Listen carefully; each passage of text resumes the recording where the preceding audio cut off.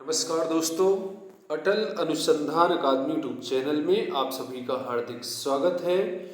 दोस्तों, पिछली क्लास में आपने भारत के सामान्य भूगोल के अंतर्गत भारत के क्षेत्रफल एवं अंतर्राष्ट्रीय सीमाओं के बारे में विस्तार से सीखा था। यदि आपने पिछले वीडियो को ना देखा हो तो जरूर देखिएगा। दोस्तों, आज की इस वीडियो में आप भारत की सीमाओं, पड़ोसी देश तथा महत्वपूर्ण जल संधियों के बारे में विस्तार से अध्ययन करेंगे।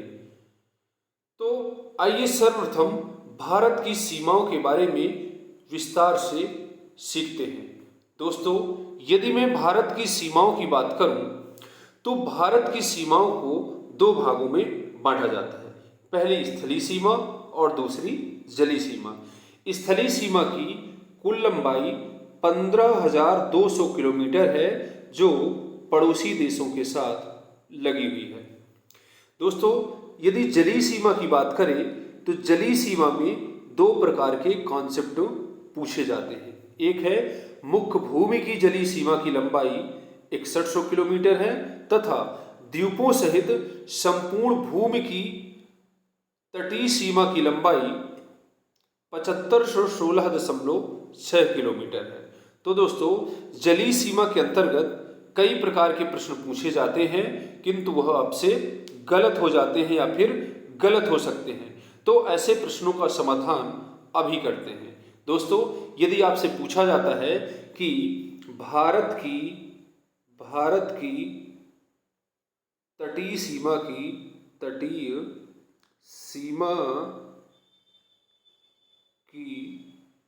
लंबाई कितनी है, और ऑप्शन में है A number 6100 kilometre, B number 7516.6 kilometre.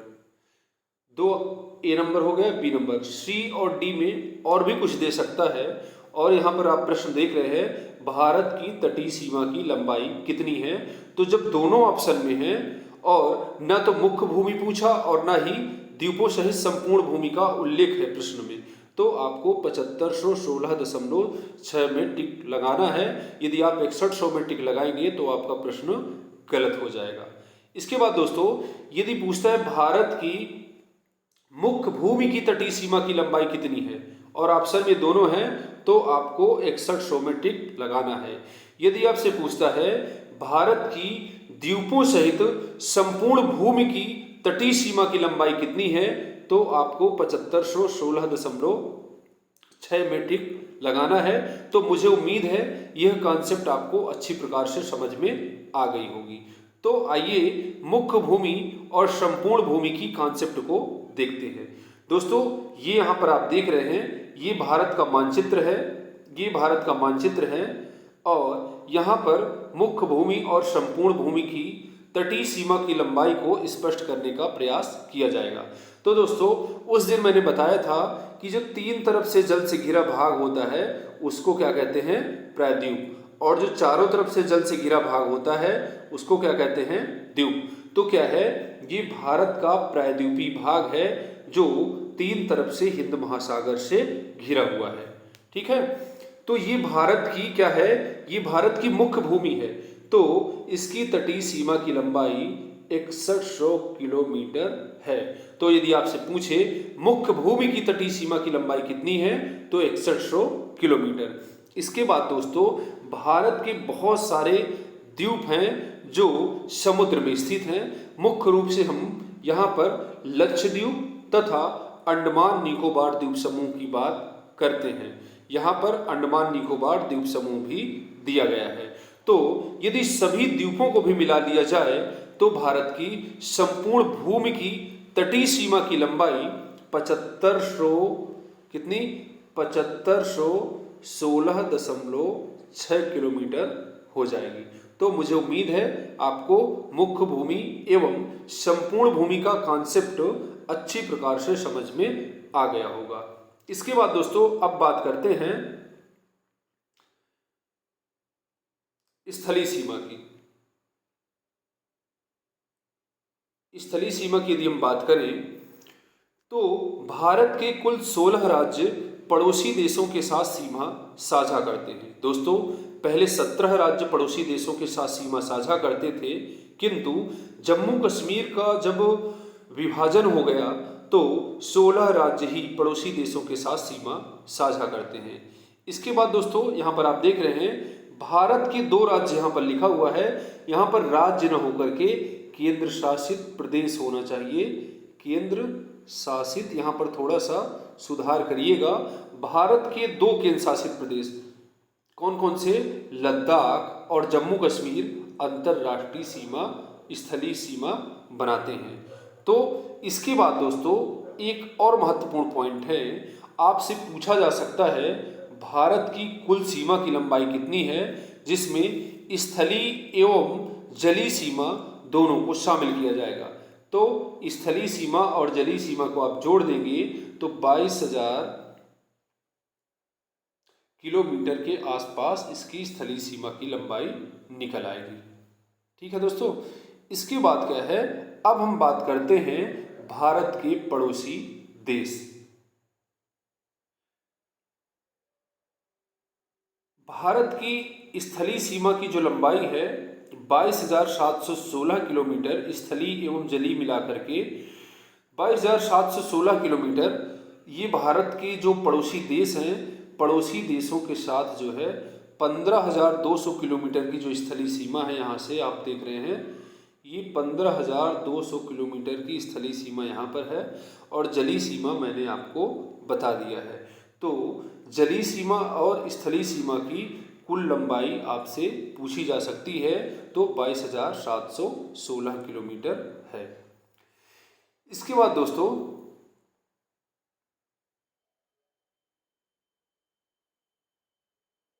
पड़ोसी देशों की बात करते हैं।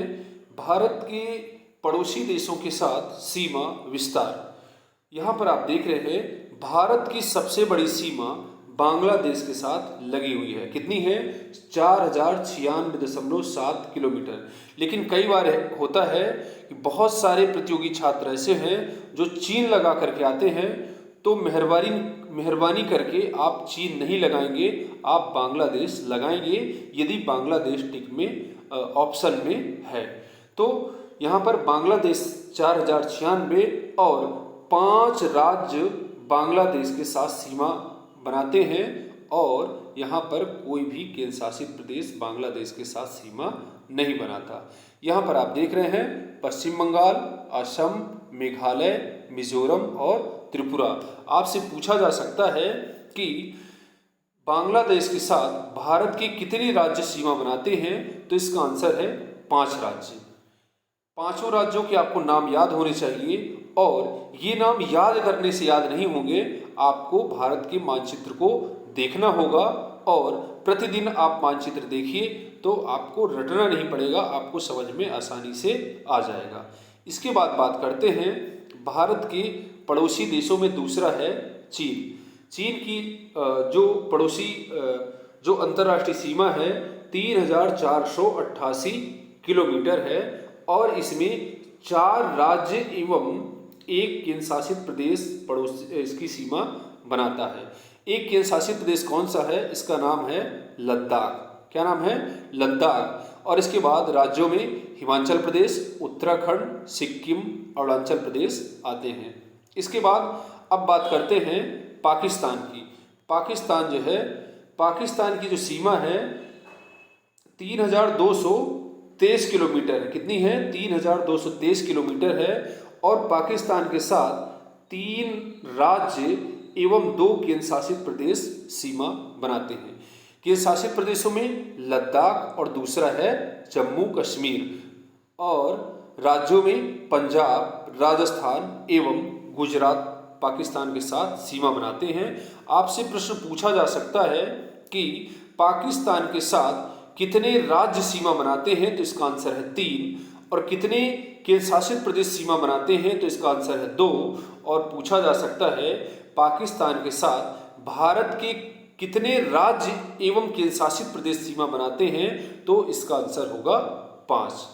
फिर आपसे पूछा जा सकता है निम्नलिखित में से कौन सा राज्य पाकिस्तान के साथ सीमा नहीं बनाता, और ये आपको ऑप्शन में दे देगा लद्दाख, जम्मू कश्मीर, पंजाब और बंगाल दे देगा, पश्चिम बंगाल।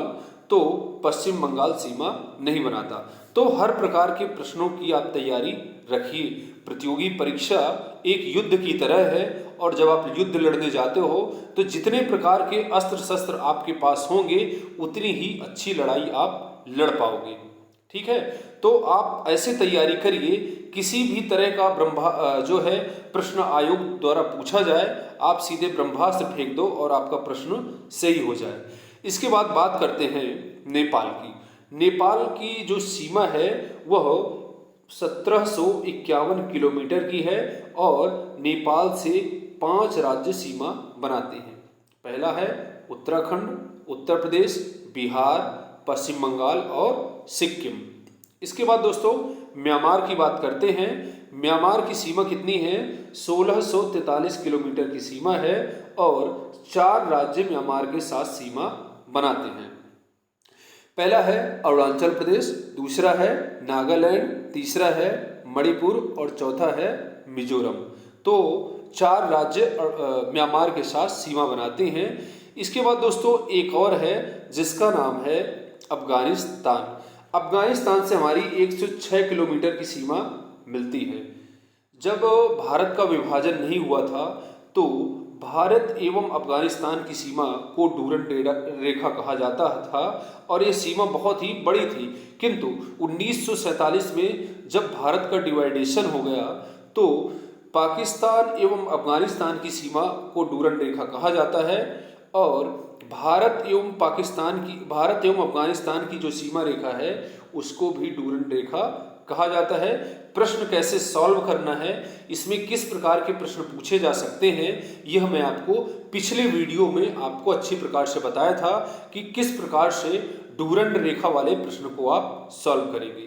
तो यहाँ पर एक राज्य सीमा बनाता है, वो है लद्दाख। दोस्तों ध्यान रखिएगा, अभी तक क्या था, जब जम्मू कश्मीर का डिवाइडेशन नहीं हुआ था तब जो हमारा जम्मू कश्मीर राज्य था वह अफगानिस्तान के साथ सीमा बनाता था। किंतु जैसे ही जम्मू कश्मीर को डिवाइड कर दिया गया, 2 नए केंद्र शासित प्रदेश लद्दाख एवं जम्मू कश्मीर का गठन किया गया, उसके बाद लद्दाख अफगानिस्तान की सीमा बनाता है। इसको आप अच्छी प्रकार से नोट करिएगा।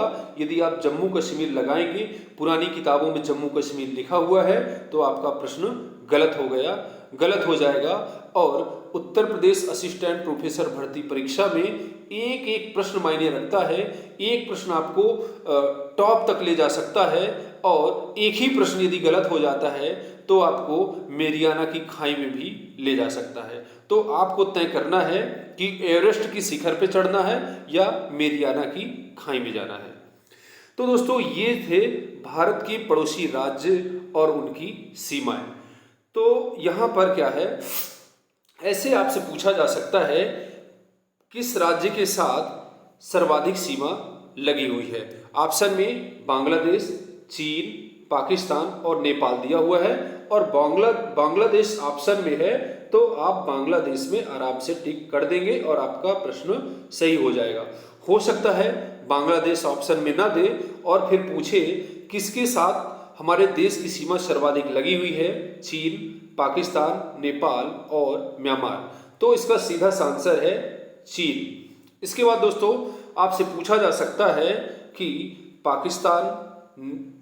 पाकिस्तान, नेपाल, म्यांमार और अफगानिस्तान में से कौन सबसे कम सीमा से लगा हुआ है।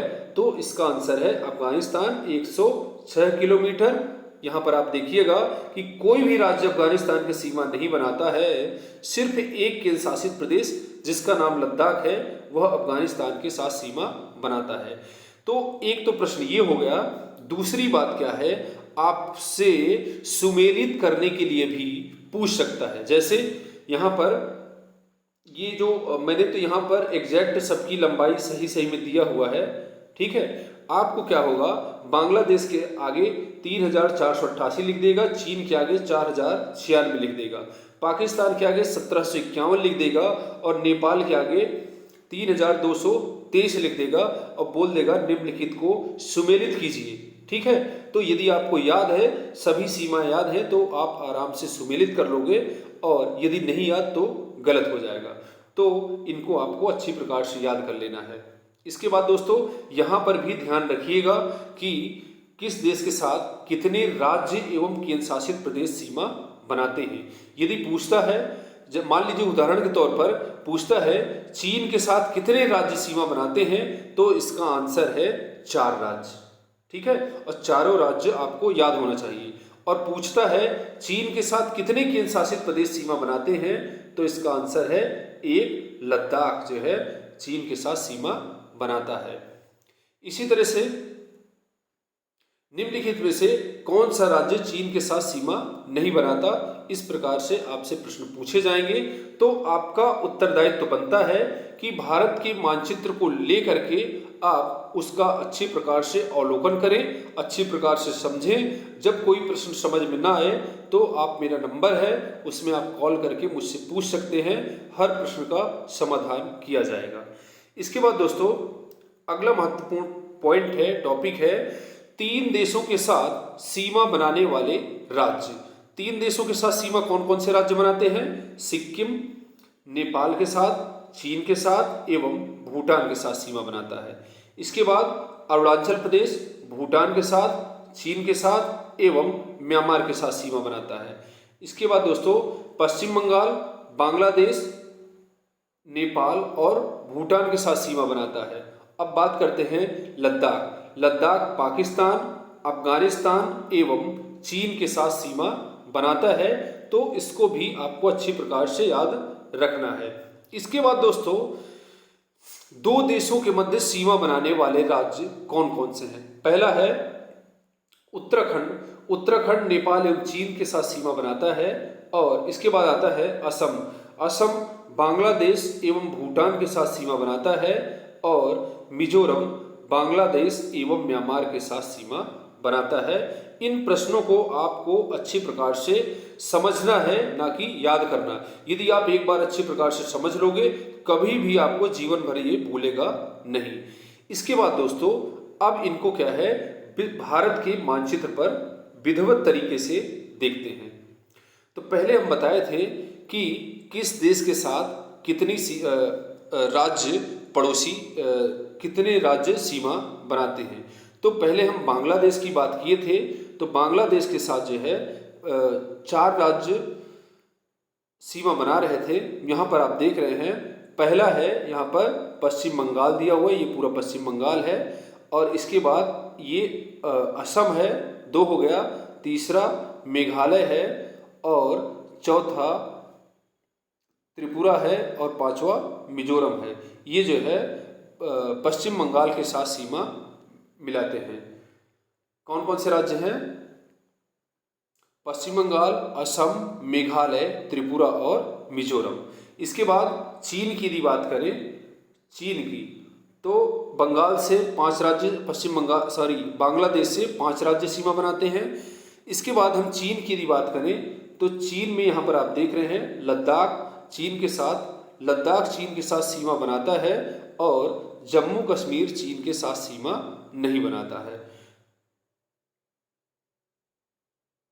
यहाँ पर आप देख रहे हैं, ये आपका लद्दाख केंद्र शासित प्रदेश है। ये लद्दाख केंद्र शासित, थोड़ा सा हैंग कर रहा है, इसको सुधार कर लेते हैं।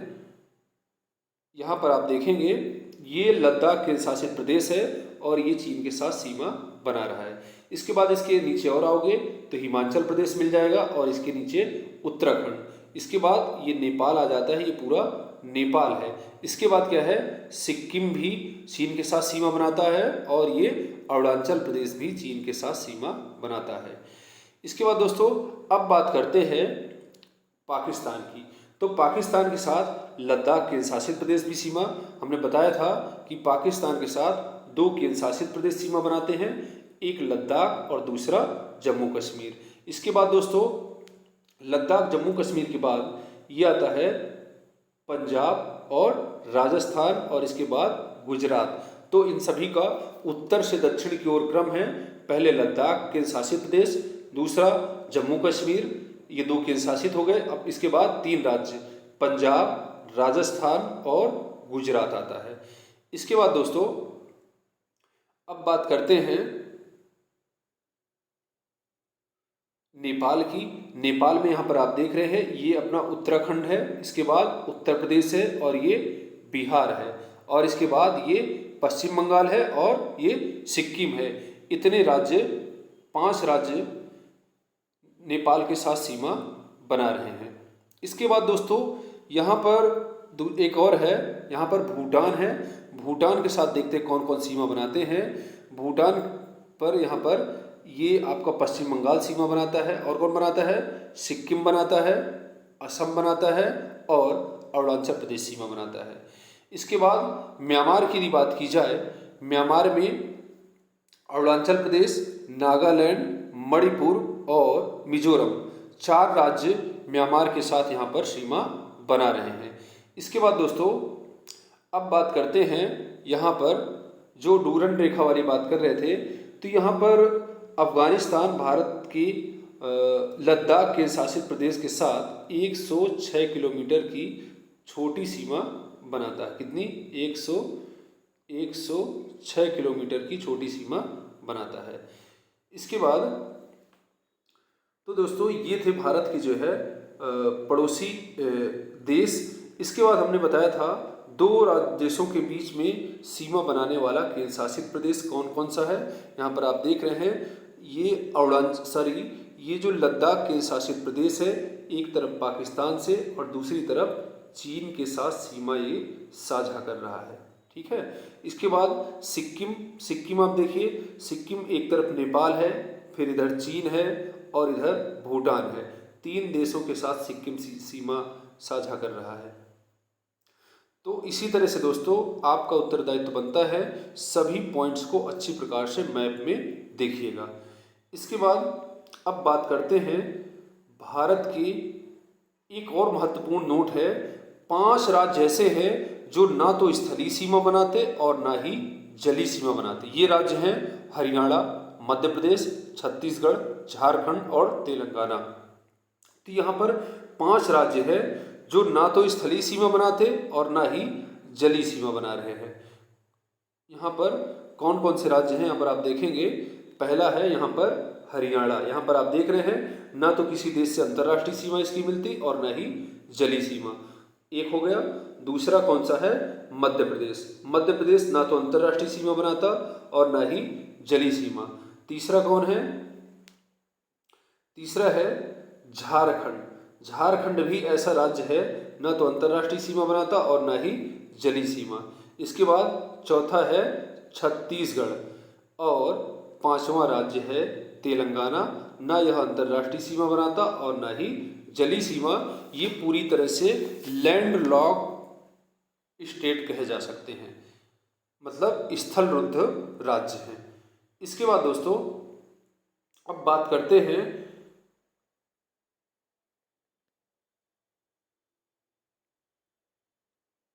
भारत की प्रमुख चैनल एवं जलसंधियां। भारत की जो प्रमुख चैनल हैं विभिन्न प्रतियोगी परीक्षाओं में बार बार पूछे जाते हैं, इनको भी आपको अच्छी प्रकार से समझना है।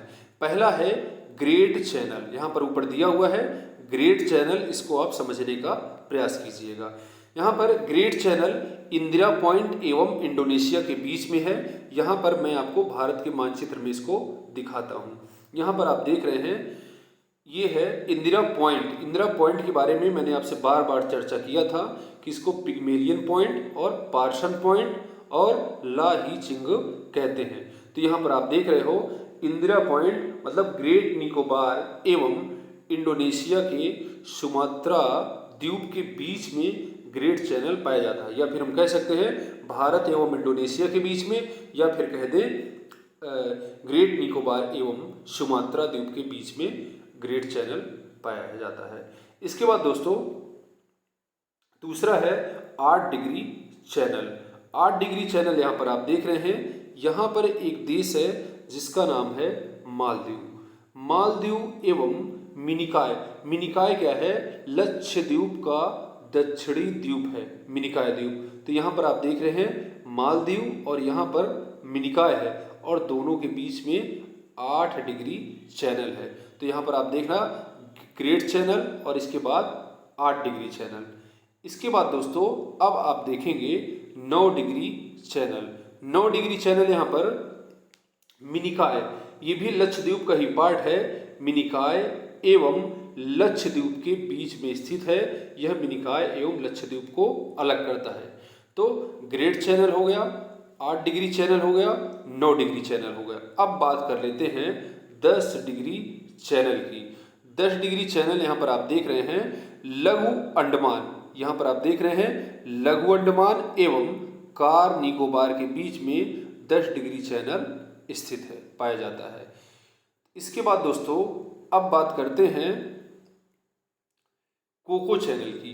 कोको चैनल यहाँ पर म्यांमार का एक द्वीप है जिसका नाम है कोको द्वीप। यहाँ पर 2 द्वीप हैं म्यांमार के, कोको द्वीप। तो कोको चैनल, ये कोको चैनल दिया हुआ है। कोको चैनल उत्तरी अंडमान एवं कोको चैनल म्यांमार के कोको द्वीपों को अलग करता है। इसके बाद दोस्तों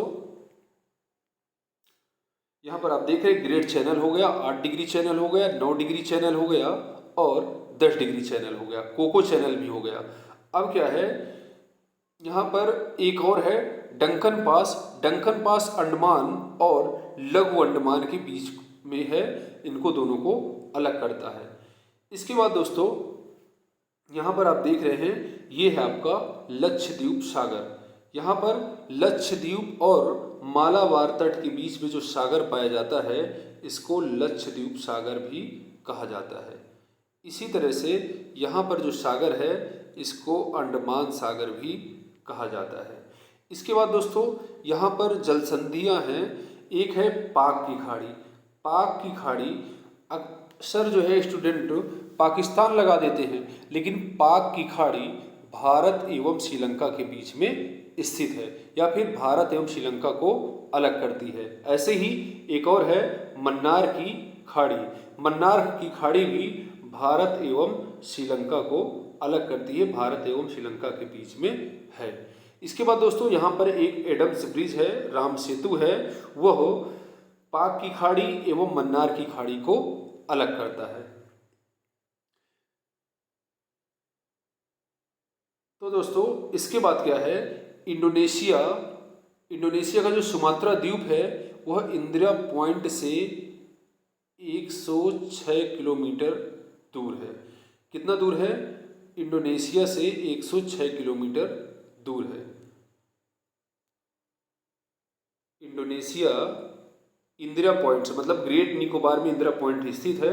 इंडोनेशिया एवं भारत की ग्रेट निकोबार की दूरी मात्र 106 किलोमीटर है। ये आपसे पूछा जा सकता है।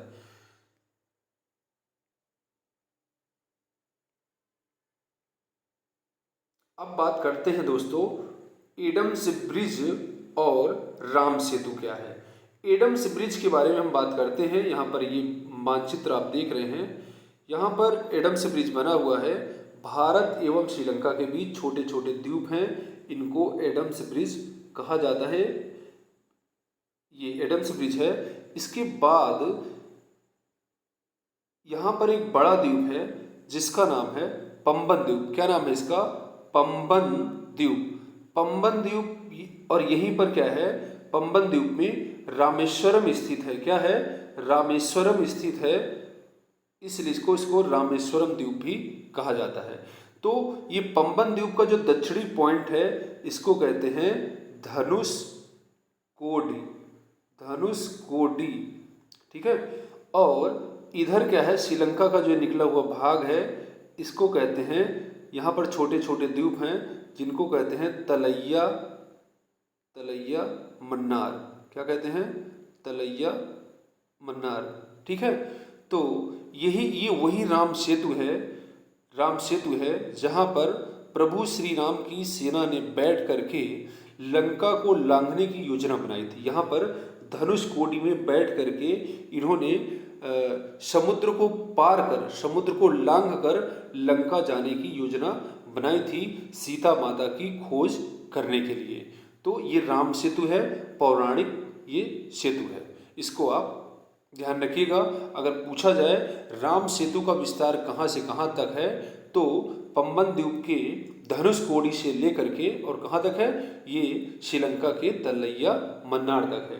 तो दोस्तों यहाँ पर सागर थोड़ा छिछला है, उतना गहरा नहीं है, यहाँ पर पहले आया जाया जा सकता था। ये बताया जाता है पुरानी किताबों में कि 15वीं शताब्दी तक ये पुल पूरी तरह से अच्छी प्रकार से बना हुआ था, किंतु बहुत सारे तूफानों के आने के कारण यह पुल धीरे धीरे पूरी तरह से नष्ट हो गया है। किंतु ये भारत के लिए, भारतीयों के लिए यह पुल महत्वपूर्ण है।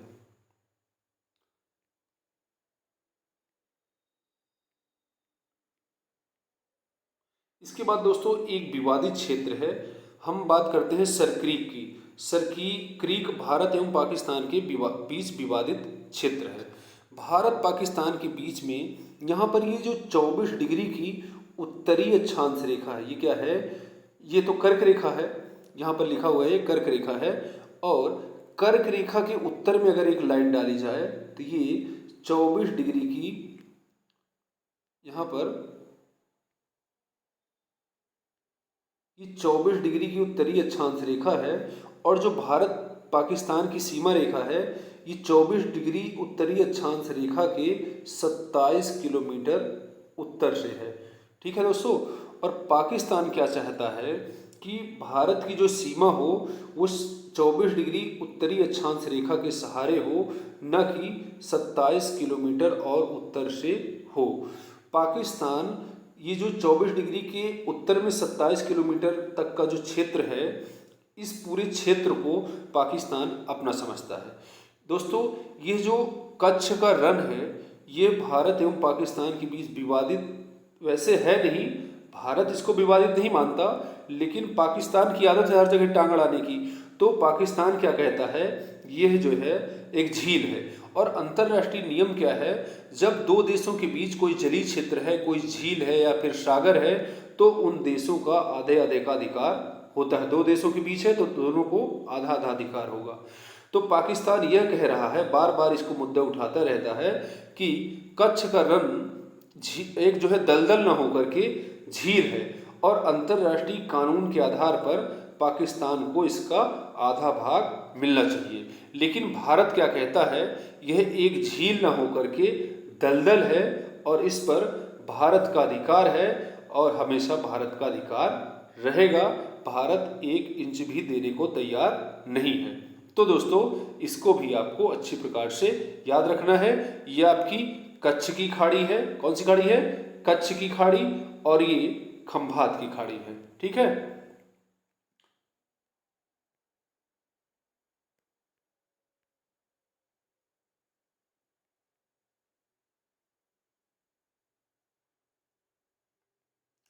तो दोस्तों आज के लिए बस इतना ही, मिलते हैं अगली क्लास में। पूरा वीडियो देखने के लिए बहुत बहुत सा धन्यवाद। यदि वीडियो आपको अच्छा लगा हो तो वीडियो को लाइक करिए, सब्सक्राइब करिए व अधिक से अधिक लोगों के बीच में शेयर करिए। और आप सभी के उज्जवल भविष्य के लिए, असिस्टेंट प्रोफेसर बनने के लिए ईश्वर से प्रार्थना करता हूँ। धन्यवाद।